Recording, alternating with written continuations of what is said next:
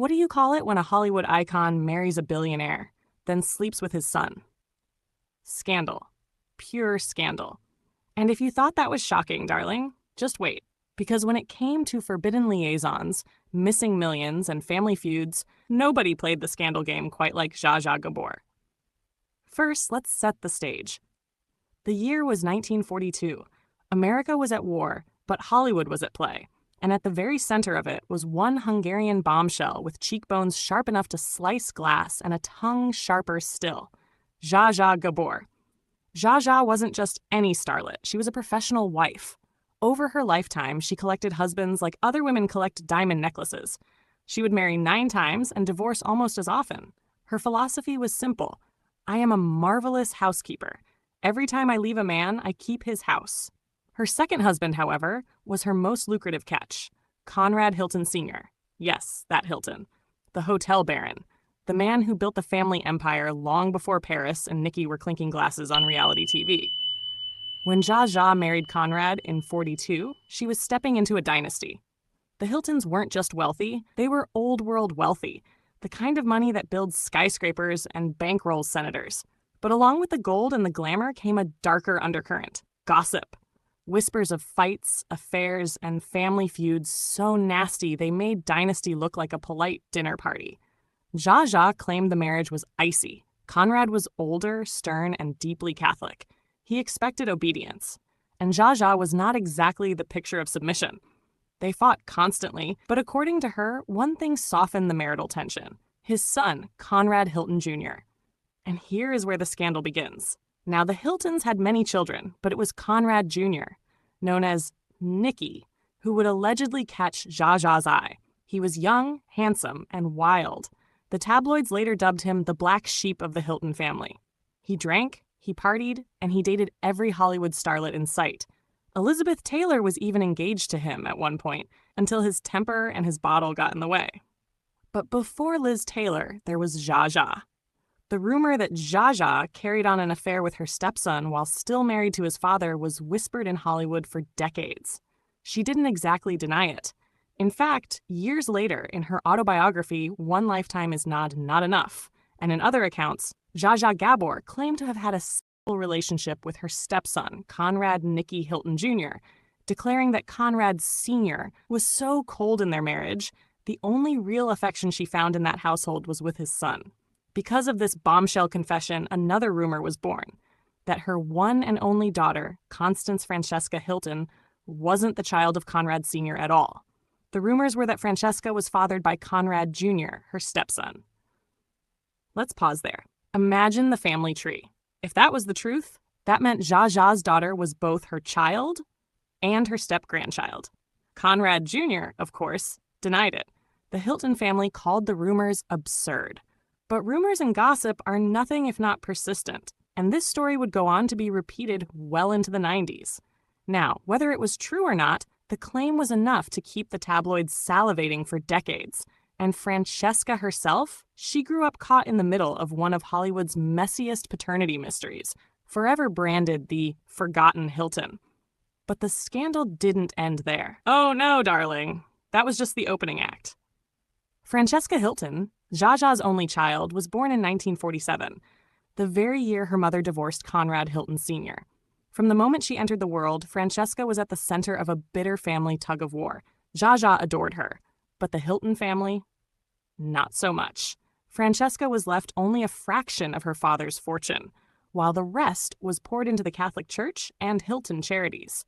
She spent much of her life fighting for recognition, claiming the Hiltons froze her out because of Zsa Zsa's scandalous ways. And Zsa Zsa fueled the fire. She told anyone who would listen that Francesca had been cheated, not just financially, but emotionally, denied her rightful place in the Hilton dynasty. The Hilton family publicly dismissed it all as melodrama. But privately, their actions spoke louder. Francesca was excluded from the family inner circle. Paris and Nicky Hilton were tabloid darlings. Francesca was struggling with bills and faded Hollywood gigs. She tried to carve her own path as a photographer, but the truth was devastating. She lived in a small West Hollywood home, often broke, sometimes forced to rent cheap apartments week to week. At times, she even resorted to sleeping in her car, and the estate battles only deepened the wound. While Conrad Hilton's other heirs received massive inheritances, Francesca was largely cut out of his will. She fought bitterly in court for years, and though she eventually reached a settlement, it was a pittance compared to the others. The Hilton lawyers made sure of that. The result? When Francesca died in 2015, her entire estate was valued at just $2,000. $2,000.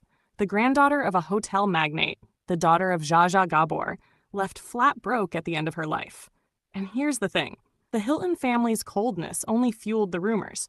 If Francesca wasn't really Conrad Sr.'s daughter, if she truly was the child of his wayward son, Conrad Jr., then perhaps this calculated distance was the family's way of making sure she never got too close to the money or to the name.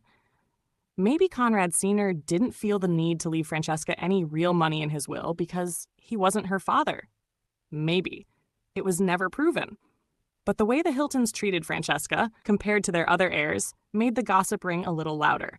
And Zsa Zsa, always the queen of scandal, was more than happy to keep whispering it to anyone who would listen. But what made Francesca's story even more sad is that even her own mother cut her out of her will for some reason, leaving Francesca out in the cold and without support from her after her death. Now, darling, let's fast forward a few decades. By the 1980s, Zsa Zsa was in her 60s, but still dripping in diamonds and scandal. Enter her ninth and final husband, Prince Frederick von Anhalt. Or at least that's what he called himself. In reality, Frederick had obtained his royal title by paying a real German princess to adopt him so that he could have the title of prince. He was decades younger than Zsa Zsa, a self-styled aristocrat who saw opportunity in Hollywood's most glamorous widowmaker. When Zsa Zsa married him in 1986, she became Princess Zsa Zsa Gabor. But not everyone was charmed. Frederick's relationship with Zsa Zsa's stepchildren was instantly toxic. The Hilton heirs despised him, accusing him of being a con man after Zsa Zsa's fortune. But here's where it gets even juicier. Tabloid whispers claimed Zsa Zsa's volatile marriage to Frederick wasn't just about money. It involved alleged affairs, sometimes with Frederick's own stepsons from previous marriages. That's right. Even in her golden years, Zsa Zsa's name was tangled up in rumors of step relations gone too far. Whether those stories were true or just the fever dreams of a hungry press hardly mattered. They fed perfectly into the legend of Zsa Zsa, the woman who could never keep her scandals strictly outside the family tree. And Frederick? He thrived on it. He gave press interviews, posed with Zsa Zsa for endless photo ops, and turned her Beverly Hills mansion into a circus of lawsuits, feuds, and staged drama. The tabloids couldn't get enough. Zsa Zsa lived to 99 years old, outlasting most of her husbands, lovers, and rivals. In her later years, she became a kind of camp legend, wheelchair-bound, feuding with Frederick while still throwing verbal daggers at the Hiltons. When Francesca died in 2015, Zsa Zsa was too ill to attend her only child's funeral. The feud with Frederick only deepened. He claimed control over her estate, her image, and her legacy, much to the horror of her stepchildren and surviving relatives. And when Zsa Zsa herself died in 2016, the scandals didn't die with her. The question of Francesca's true paternity still lingers in Hollywood lore. Was she the child of Conrad Sr. or of Conrad Jr.? And how much of Zsa Zsa's legend was fact, and how much was carefully curated chaos? That's the thing about Zsa Zsa Gabor. Did she really sleep with her stepson? Did she flirt with her husband's stepchildren years later? Did she orchestrate her entire life as one never-ending headline? We may never know. But the beauty of Hollywood gossip is this. Sometimes the story itself is more powerful than the truth. Because for Zsa Zsa, scandal was survival. She knew that in a town where starlets fade fast, you stay relevant not by playing it safe, but by shocking the world. And shock it she did. From slapping cops to slapping on diamonds, she lived her life as one long headline. And maybe, just maybe, she pulled off the greatest scandal of them all, making sure that nearly a century later, we're still talking about her. So the next time you walk past a Hilton hotel, remember, behind the polished brass and velvet ropes is a family history as messy as a spilled martini. And at the heart of it all was one woman, one daughter, and one scandal that blurred the lines of love, loyalty, and legacy. Darling, that's Hollywood.